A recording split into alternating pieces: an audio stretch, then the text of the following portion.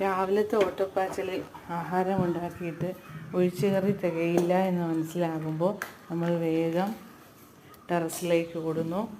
അവിടെ പച്ചത്തക്കാളികളുമായിട്ട് നിൽക്കുന്ന തക്കാളി ചെടിയിൽ നിന്നും ആവശ്യത്തിന് പച്ചത്തക്കാളി നമ്മൾ പറിച്ചെടുക്കുന്നു. അതിനുശേഷം അടുത്ത് എന്ത് കിട്ടുമെന്ന് ആലോചിക്കുന്നു. പച്ചമുളകുകളാണ് ഇനി ആവശ്യം.